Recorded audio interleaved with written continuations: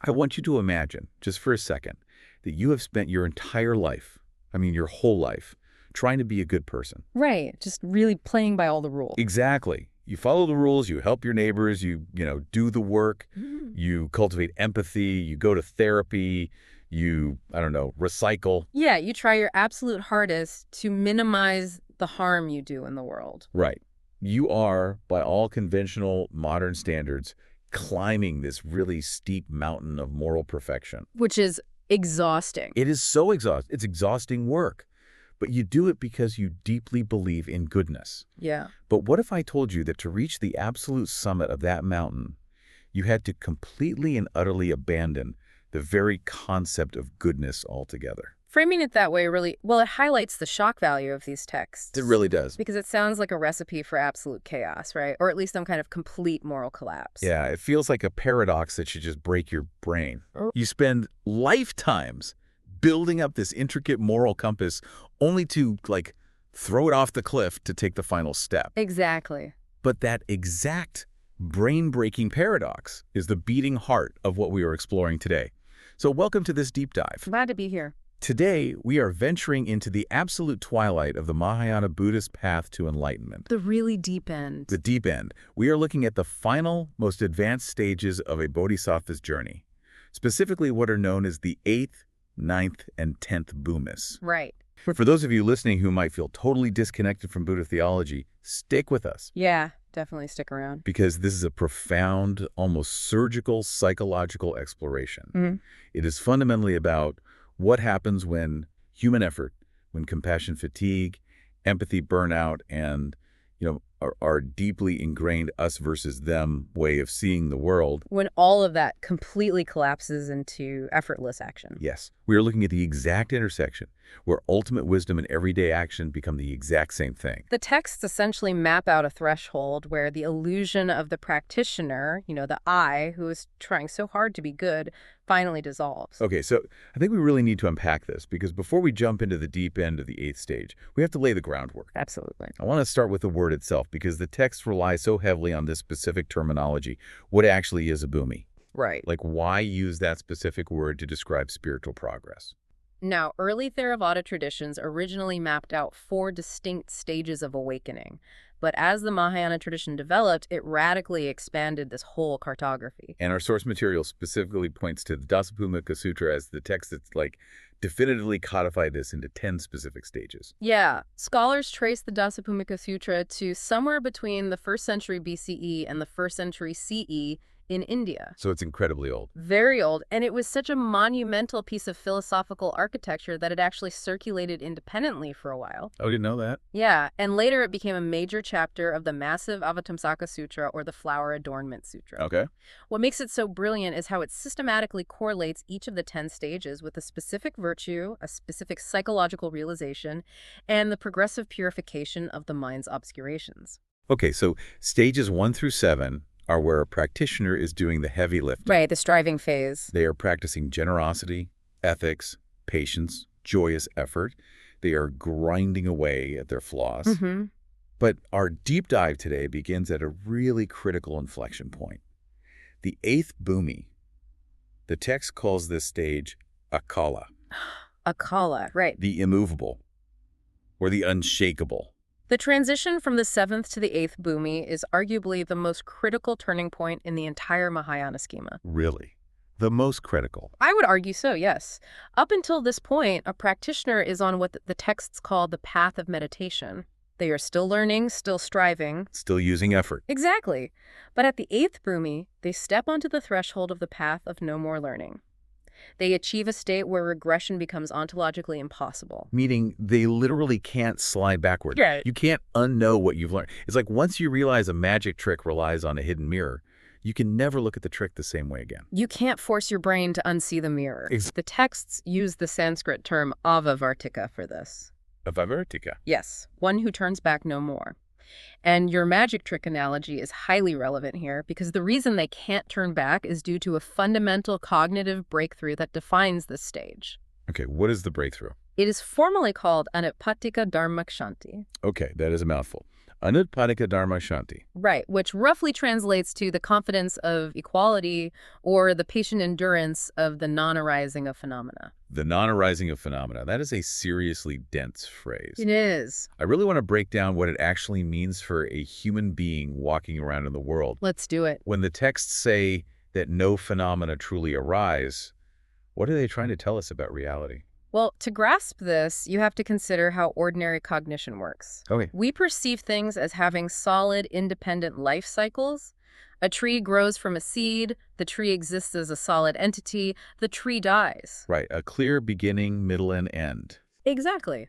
We see phenomena, or dharmas, as possessing an inherent, isolated essence from their own side. Like the tree is just a tree all by itself. Right. But the core of Mahāyāna philosophy, specifically the concept of emptiness or shunyata, argues that absolutely nothing possesses this independent essence. Because it's all connected. Yes. Everything exists solely in dependence on a vast web of causes and conditions. So because that tree only exists because of the soil, the rain, the sunlight, the atmospheric pressure, Right.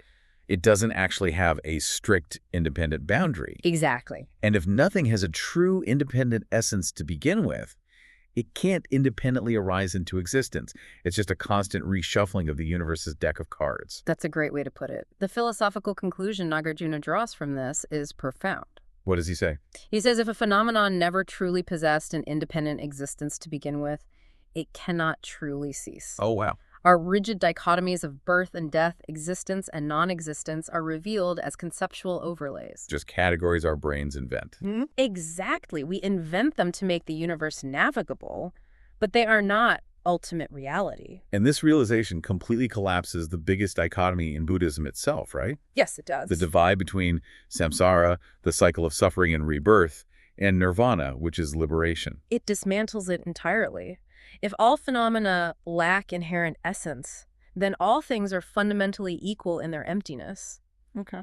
The strict division between the pain of samsara and the peace of nirvana dissolves because both are equally empty of independent reality. So they aren't two separate places or states. No. The practitioner realizes that the true nature of reality is utterly unconditioned. Resting the mind in that realization without fear or grasping is what the texts call the confidence of equality. But our source material draws a really sharp line between understanding this concept and actually living it. A very sharp line, yes. It points out that before the 8th Bhūmi, so in stages 1 through 7, a practitioner might understand this emptiness conceptually. Right, intellectual. Like, I can sit here right now, read Nagarjuna, and say, okay, intellectually I get it. Everything is interdependent. Sure. And maybe if I sit on a meditation cushion in a quiet room for 2 hours, I can deeply feel it. But those earlier stages require deliberate, effortful state generation. Right. You have to actively suppress the ego to maintain the view of emptiness. It takes work. But at the 8th Bhūmi, the texts say it shifts. It goes from being an active, effortful meditation to an effortless, permanent perceptual baseline. Exactly. You don't have to try to see the world this way anymore. It's just how the world is. It's like when you learn to read. How do you mean? Like you don't have to try to decode the letters on a billboard anymore. Yeah. Your brain just effortlessly reads the words. You can't unread them. That is a perfect analogy. The mechanism behind that shift is what the Indo-Tibetan traditions focus heavily on. Okay. They categorize the things that keep an unenlightened mind trapped into 2 primary veils, or obscurations. Veils. Okay. The first veil is the klesha varana, which are the emotional or afflictive obscurations. The heavy hitters. Yeah. The really visceral stuff. Yes. Anger, greed, jealousy, and above all, the ignorance that clings to the false view of the substantial self. Exactly. The things that trigger our nervous systems and make us lash out. These are the psychological engines that propel ordinary beings through painful cycles of reactivity. And the texts assert that by the time a bodhisattva reaches the 8th Bhūmi, the klesha varana have been completely, definitively eradicated. Okay, here is where I have to push back a little. Sure, go ahead. Or at least voice the question that I think anyone listening to this would logically ask right now. What's the question? If I am sitting in the 8th Bhūmi and I look out at the world and I have this permanent, unshakable realization that nothing truly arises or ceases, Right. and the difference between suffering and liberation has totally collapsed, and I have absolutely no personal self-interest or emotional afflictions anymore. Yeah. Doesn't that just lead to extreme apathy? Ah, the apathy critique. I mean, if it is all an empty illusion, and there's no real difference between samsara and nirvana, why do anything at all? Right. Why not just sit under a tree, completely unbothered, and let the world burn? The philosophical texts anticipate that exact critique. It is the most natural question to ask, and it actually sets up what might be the most fascinating paradox in this entire tradition. Okay, I'm ready. The realization of absolute emptiness does not lead to nihilism or apathy. It is actually the exact mechanism that breeds the ultimate, most dynamic form of compassion possible. See, this is where it gets incredibly counterintuitive to me. How so? How on earth does knowing someone isn't inherently real make you more compassionate toward them? Well, Like, if I know you're just an empty aggregate of causes and conditions, why would I care if you're suffering? to unpack the mechanics of this, the source text relies on a specific taxonomy of compassion or karuna. Karuna. Seminal texts like the Mahaprajnaparamita Sastra break compassion down into 3 distinct tiers. Let's look at tier 1, which is where most of humanity operates. Okay, what's tier 1? Tier 1 is sentient being-focused compassion, Satvalambana Karuna. So this is just ordinary empathy. Exactly. This is what we feel when we see a stray dog shivering in the rain or a friend going through a tough breakup. Right, we just naturally feel bad for them. But the texts point out something really interesting. They argue that this level of compassion is fundamentally flawed or tainted. Tainted how? It's tainted by the belief in an inherently real self, an I who is feeling the empathy, and a real other, a you who needs saving. So there's a separation there. Yes. The limitation of Tier 1 compassion is its dualistic framework. You view the suffering person as a solid, permanent entity, and you view yourself as a solid, permanent savior. And because of that separation, it takes a toll. Exactly. Because of this, the compassion carries an immense emotional weight. It is transactional on a subtle psychological level. I save you, I feel good, you suffer, I feel drained. Precisely. Then we have Tier 2, Dharma-focused compassion. Okay, and this is for, like, mid-level practitioners. Right. Here, the compassion arises from a more refined view. You don't see the person as a solid, permanent soul, but rather as temporary aggregates, dharma. That are currently experiencing pain due to ignorance. Yes. You are focusing on the mechanics of their suffering. It's more detached, but there's still a referential framework. You are still directing your effort at a specific target. Okay, so what is Tier 3?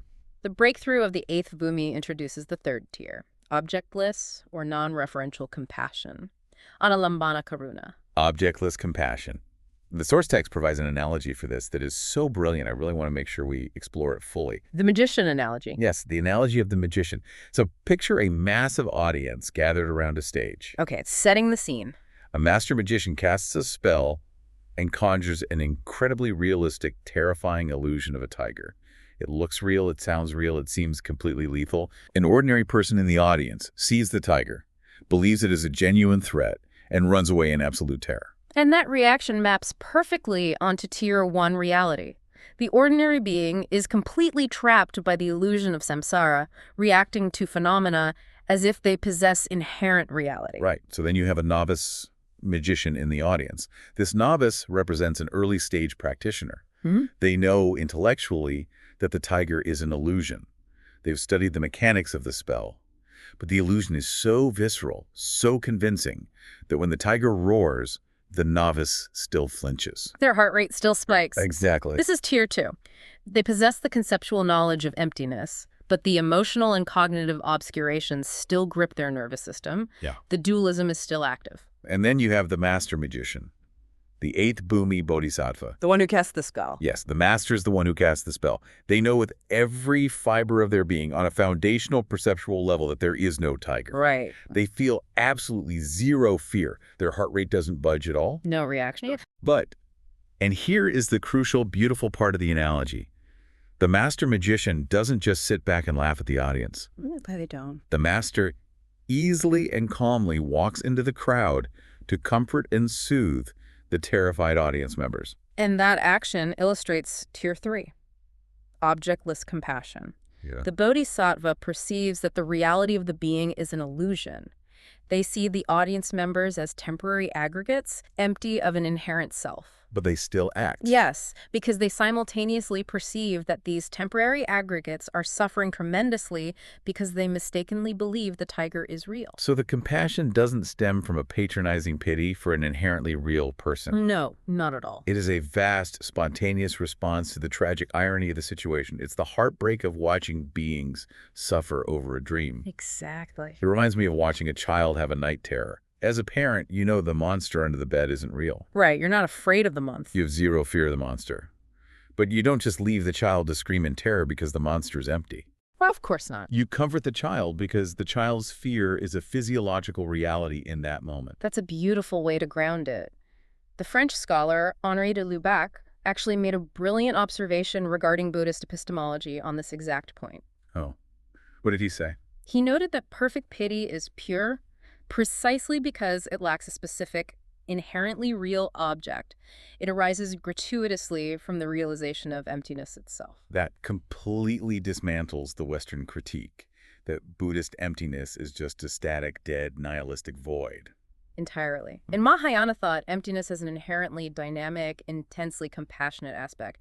They are literally two sides of the exact same coin. Emptiness and compassion operate together without a dualistic apprehender. And crucially, it is free from the subtle ego gratification of being the savior. Because there's no savior and no one to save. Right. The master magician is not emotionally drained by comforting the audience because the master magician is not fighting the reality of a tiger. They are simply unwinding the illusion. It's just pure, unconditional responsiveness. But this leads to a very practical question. Okay, let's hear it. If a practitioner is acting with this boundless compassion, and they have absolutely zero attachment to the outcome, and they don't believe in the inherent reality of the beings they're helping or the rules they're following. Right. What do their day-to-day actions actually look like? Are they just chaotic, doing whatever they want because nothing matters? Oh, the texts describe this phase as a transition into effortless ethics. Effortless ethics. Because the 8th Bhūmi Bodhisattva perceives the ultimate equality of all phenomena, their engagement with the world undergoes a profound mechanical shift. The Sanskrit term for this is anabhoga. Anabhoga. What does that mean exactly? It translates to spontaneous or effortless action. Dropping all deliberate striving. Yes. The Indian philosopher Candrakirti writes in the Madhyamakavatara that at this stage, the bodhisattva no longer has to intentionally generate the conscious thought to practice the perfections. They don't have to wake up and say, I am going to practice generosity today. Exactly. The text says it's like water naturally flowing downhill. The ethical actions flow perfectly in alignment with the needs of others without any conscious will to exert them. So it's just their default state. Right. The scholar G.M. Nagao provides vital context here, though. He emphasizes that this effortlessness is only achieved after long, exhausting effort in the earlier stages. So it isn't a cheap shortcut. Not at all. It takes immense work to get there. But at the 8th Bhūmi, the effort becomes redundant. The practitioner has achieved such total mastery over their mental continuum that the conceptual friction of choosing between right and wrong has evaporated. The friction is just gone. Negative impulses simply do not arise. To apply effort to be good at this stage would be as absurd as forcing water to be wet. But wait, if they are completely unbound and they know all conventional rules of conduct, like laws, moral codes, social norms, are inherently empty. Right. And they don't even have negative impulses that need restraining. Ugh. Why do they still appear to follow the rule? Like, why do they keep the monastic precepts or the ethical norms of society if they don't actually need them? The bodhisattva engages in these norms purely as upaya kaushalya, which translates to skillful means. Skillful means. Think about it. If a fully unbound, enlightened being suddenly abandoned all conventional rules of conduct just because they knew those rules were empty, what would happen? It would probably cause immense confusion. Exactly. Confusion, despair, and potentially really dangerous behavior among ordinary people and junior practitioners. Because ordinary people still desperately need the scaffolding of rules and precepts to navigate their own karma safely. Right. By perfectly modeling good conduct, the bodhisattva provides a reliable path for others to follow, completely free from the ego-driven need to be perceived as holy. Which leads us directly into what the texts identify as the ultimate trap of spiritual development. The biggest trap of all. They call it the trap of substantial goodness. And this is such a profound warning for anyone interested in personal growth. It really is. Overcoming the grasp of the self, atmagraha, is step one. We all know ego is bad. But the second, much subtler, much more dangerous trap is grasping at the teachings themselves. The texts call this Dharmagraha. This represents the absolute razor's edge of advanced contemplative practice. In the early stages, effortful morality is essential. You use precepts and moral codes as guardrails to keep you from falling off the cliff of your own destructive habits. Right, you need the guardrails. However, if an advanced bodhisattva continues to believe that these precepts possess inherent reality, if they secretly think to themselves, I am a very good person who is practicing highly virtuous deeds, they are trapped. Wow. They remain anchored in dualism, just a more socially acceptable form of it. It's the paradox of perfection. Morality is only perfected the exact moment. The conceptual belief in morality as an independent, real entity is completely dropped. Exactly. And this concept is exactly what the Diamond Sutra aggressively deconstructs.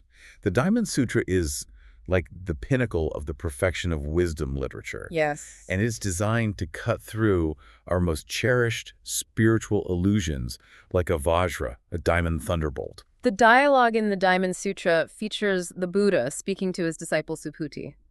The Buddha systematically warns that if a bodhisattva cherishes the idea of a teaching or a dharma, or even the idea of liberation itself, they are still attached to a self. Because there's still an I who wants liberation. Precisely. True practice requires the total abandonment of all dualistic supports, including the support of goodness. So how do they explain this to someone who is terrified of letting go of their moral framework? I mean, that sounds terrifying. It does, but there's a famous analogy used here that originally pops up in the Majjhima Nikaya of the early Pali Canon. Oh, the Raft analogy. Yes, and it gets revitalized beautifully in the context of the Diamond Sutra, the raft analogy. Right. The Buddha explains that his teachings, the rules, the meditations, the ethics, are like a raft used to cross a dangerous, rushing river. And the river represents Samsāra, the cycle of suffering. So you build a raft, you paddle furiously, you survive the flood, and you finally hit the opposite shore of ultimate liberation. But what do you do then? Do you pick up this massive, heavy wooden raft, strap it to your back, and carry it into the forest? Doing so would be entirely absurd. The raft would transition from being a life-saving vehicle to a crippling burden. Exactly. The raft was a utilitarian tool, entirely contextual to the river.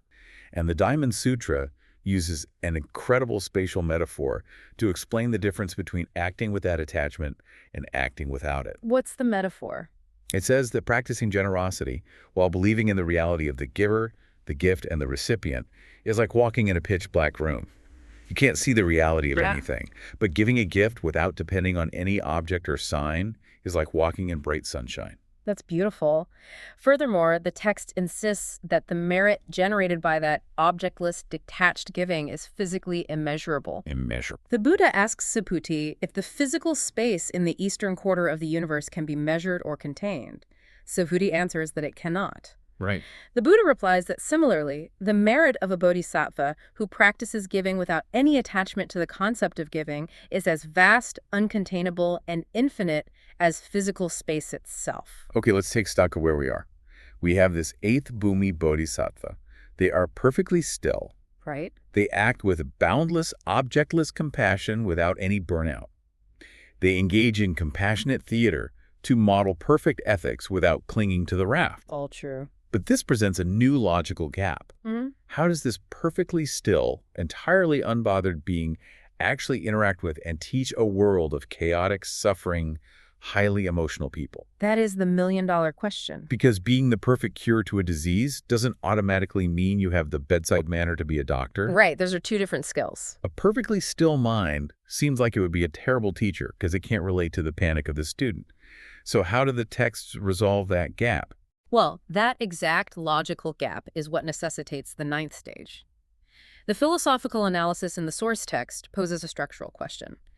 Is the 9th Bhūmi a fundamentally new stage, or is it the inevitable consequence of the 8th? And what's the consensus? The consensus is that causally, it is the active, communicative fruit of the 8th Bhūmi's internal realization. The 9th stage is called Sarimati, which translates to good intelligence or the land of good thoughts. So if the 8th Bhūmi establishes this unshakable, immovable internal stillness, the 9th Bhūmi is the outward refinement and projection of that stillness into the messy world. Exactly. It is the absolute mastery of communication, and it is defined by the perfection of what the texts call the four analytical knowledges, or pradisambhid. Four analytical knowledges. Okay, break those down for us.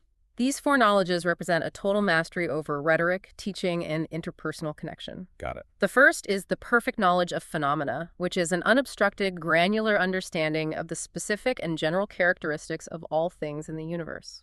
So they just understand everything works. Right. The second is the perfect knowledge of meaning, comprehending the ultimate infallible truth behind all doctrines and expressions. Okay, and the third one is the one that really blows my mind. Perfect knowledge of language and expression. Yes. Absolute fluency. The texts describe this as absolute fluency in all languages, all dialects, and all modes of communication across the universe. The ability to speak to any being, anywhere, in their own native tongue. It's incredible. Which leads to the fourth knowledge. Yeah. Perfect knowledge of eloquence. This is the spontaneous ability to speak flawlessly, knowing exactly what a specific being needs to hear at exactly the right moment, using exactly the right metaphor to advance them toward liberation. The paramita, or perfection, associated with the ninth Bhūmi is bala, which translates to power, but it is not power in a political or forceful sense. Right. It is the spiritual power to utilize these incredibly precise, skillful means without being hindered, distracted, or dragged down by the countering factual of the world. Think about it like medicine. If the eighth Bhūmi turns you into the ultimate perfect cure for the disease of suffering, the ninth Bhūmi gives you the exact medical knowledge of how to safely administer that cure to every conceivable patient. A flawless bedside manner. Exactly. You know exactly what dosage to use, exactly what language will calm them down, exactly what metaphor will unlock their stubborn mind. You become a flawless, universally adaptable teacher. And yet, despite this flawless communication and unbreakable internal stillness, they are still, technically speaking, a bodhisattva. They haven't crossed the final line. Right. They are residing on the threshold, but they are not yet a fully awakened Buddha. Which begs the question, what could possibly be left?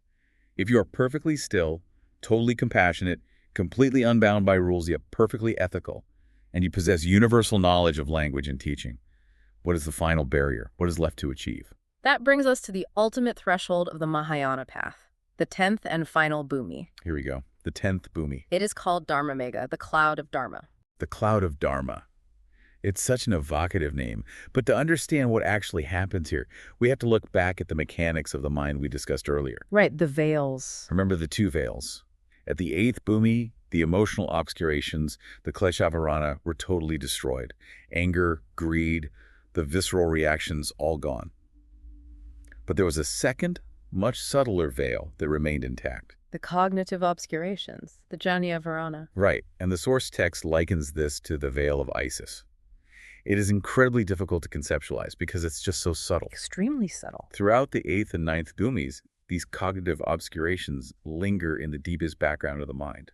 So how do the texts define what this cognitive veil actually is? It is the absolute faintest microscopic instinct that there is still a subjective mind observing an objective reality. So even though they know everything is empty. Even though the Bodhisattva knows everything is empty, the very act of knowing implies a knower and a known. Ah, I see. It is the final, almost imperceptible trace of a subject-object divide.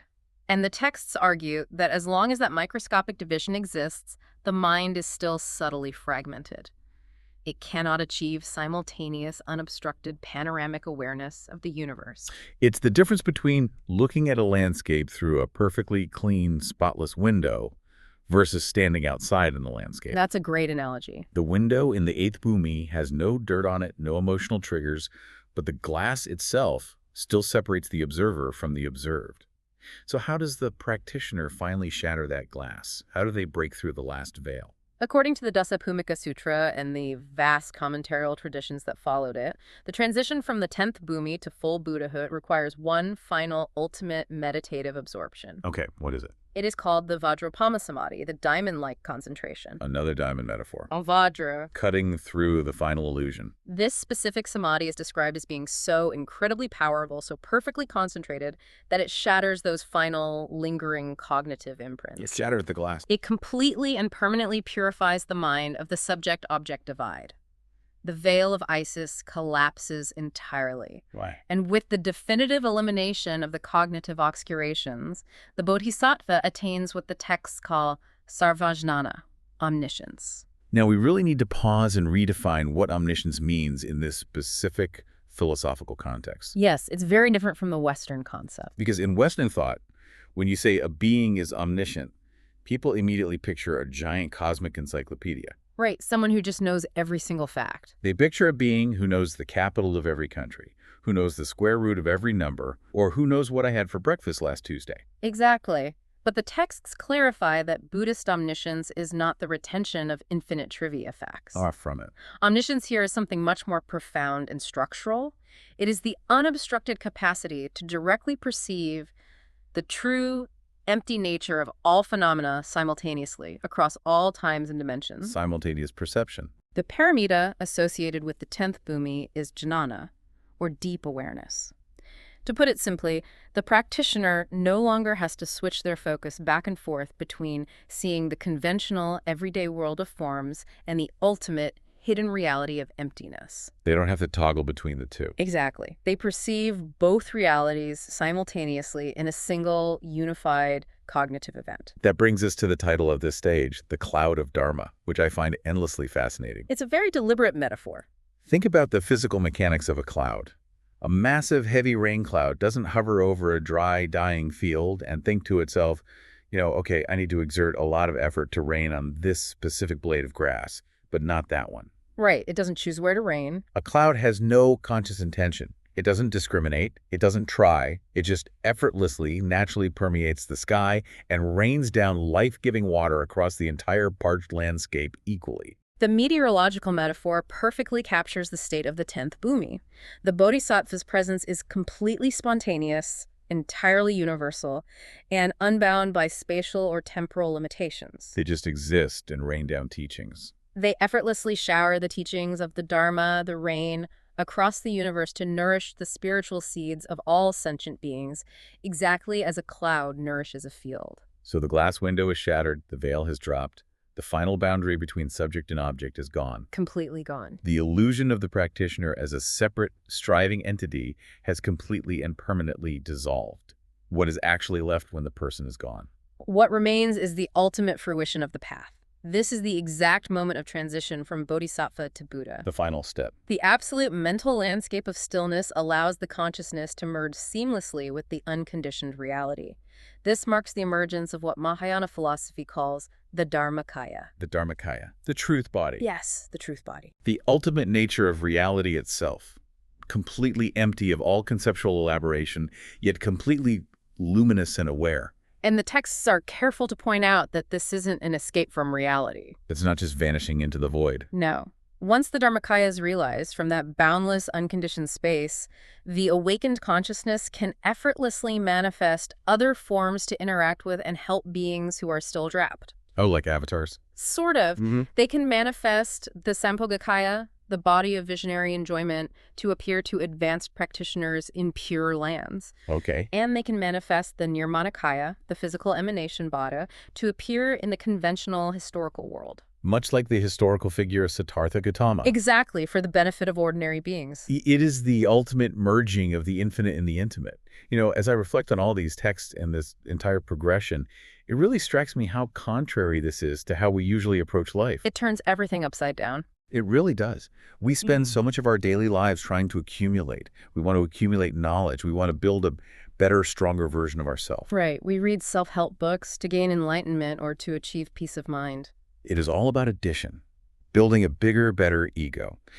But this incredible textual exploration reveals that ultimate perfection is actually a process of total, systematic unburdening. It is a radical letting go. It is about dropping the ego, dropping the effort, and eventually, shockingly, dropping the very teachings and moral frameworks that got you there in the first place. It is a complete radical deconstruction of the human project. You trace the narrative arc from the immovable realization of the 8th Bhūmi, that nothing inherently arises or ceases, which destroys the emotional veils. Right. That stillness allows you to act with boundless, objectless compassion, where your ethics become as spontaneous as water flowing downhill.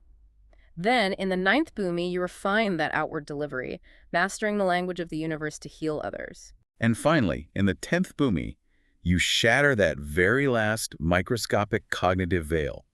You drop the deeply ingrained illusion of the observer and the observed, and you just rain down panoramic unconditioned awareness like a cloud. It forces a profound paradigm shift for anyone who engages with the material. It challenges our most basic, unexamined assumptions about what it actually means to be good, what it means to be helpful, and what it means to be truly awake. It absolutely does. The Diamond Sutra offers that stark, haunting warning that clinging to the raft of good teachings will ultimately prevent you from reaching the furthest shore. And that brings us right back to the paradox we started with, the necessity of abandoning goodness to reach ultimate goodness.